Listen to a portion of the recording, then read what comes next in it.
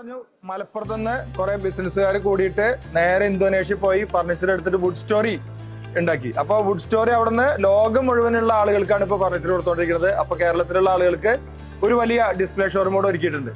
ഇനി അടുത്ത കഥ പറയാൻ പോകുന്നത് കേരളത്തിൽ ഒരു എക്സിബിഷൻ നടത്തിയിട്ട് ചെറിയ രീതിയിൽ തുടങ്ങി 8ാമത്തെ എഡിഷൻ ആകുമ്പോഴത്തേനും അത് ബാംഗ്ലൂരിലേക്ക് എത്തി. എന്ന് വെച്ചാല് സൗത്ത് ഇന്ത്യയും അല്ലെങ്കിൽ ഒരു പാൻ ഇന്ത്യയും കവർ ചെയ്യുന്ന രീതിയിലാണ് എക്സിബിഷൻ വരുന്നത്. നമ്മൾ പണ്ട് കണ്ടിട്ടുള്ള വലിയ എക്സിബിഷനൊക്കെ ബാംഗ്ലൂരാണ് നമ്മൾ പോയി കാണാറുള്ളത്. അപ്പോൾ ലോകം അല്ലെങ്കിൽ ഇന്ത്യയിലുള്ള മുഴുവൻ മാനുഫാക്ചേഴ്സിനും ഡീലേഴ്സിനും വാങ്ങാൻ പറ്റും.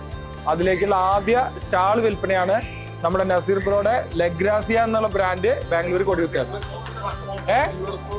സ്റ്റാൾ മാത്രമല്ല, സോറി, ഇതിന്റെ സിൽവർ സ്പോൺസറും കൂടിയിട്ടാണ്. എന്താണ് അത്തരം ഒരു സിൽവർ സ്പോൺസർഷിപ്പ് എടുക്കാൻ ഇദ്ദേഹത്തെ പ്രേരിപ്പിച്ചതെന്ന്, അതായത് ഒരു ഫോഴ്സും ഇല്ലാതെയാണ് അദ്ദേഹം ബാംഗ്ലൂരുള്ള ഹിഫിന്റെ പുതിയ എക്സിബിഷനിലേക്ക് ഒരു പാർട്ടിസിപ്പേഷൻ കൊടുത്തത്. എന്താണ് അങ്ങനെ ചെയ്യാനുള്ള കാരണം? മനസ്സെന്ന് വരട്ടെ.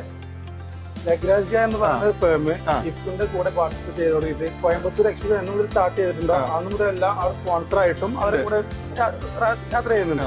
അപ്പൊ ഫസ്റ്റ് എഡിഷൻ ആയിട്ടാണ് ബാംഗ്ലൂരിലേക്ക് ഇവർ 2026 എന്ത് ചെയ്ത് ബാംഗ്ലൂർ എക്സ്പോ വരുന്നത്.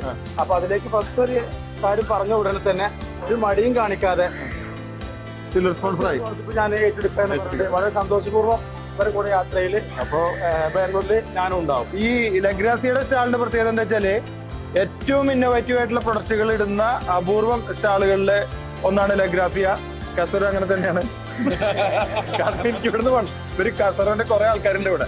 അപ്പൊ കസറ അങ്ങനെ തന്നെയാണ്. അപ്പൊ ലഗ്രാസിയുടെ സ്റ്റാൾ നമുക്ക് അവിടെ നിന്ന് കാണാം. നിങ്ങൾ ഞെട്ടിക്കൽ പരിപാടികളാണ്, കാരണം വലിയ സ്റ്റാളാണ് ഇടാറ് അല്ലെ. അപ്പൊ കേരളത്തിലുള്ള മാനുഫാക്ചേഴ്സ്, തമിഴ്നാട്ടിലുള്ള ആളുകൾ, ആന്ധ്ര, തെലങ്കാന, കർണാടക, മഹാരാഷ്ട്ര, ഓൾ ഇന്ത്യ, ഡൽഹിയിൽ നിന്നും ഒക്കെ വരട്ടെ ആളുകൾ. അങ്ങനെ രാജസ്ഥാനിൽ നിന്നും ഇന്റർനാഷണൽ ആണ്.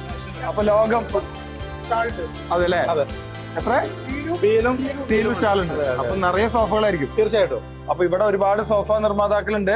അതിന്റെ കൂട്ടത്തില് എന്നും ലഗ്രാസിയ മുന്നിട്ട് നിൽക്കുന്നു. അപ്പൊ ഇനി നമുക്ക് ബാംഗ്ലൂർ വെച്ച് കാണാം. ഏതാ ഡേറ്റ് എന്നാ നിങ്ങളുടെ? അപ്പൊ ഒക്ടോബർ 24-25 ഫർണിച്ചർ പൂരം ഇനി ബാംഗ്ലൂർ.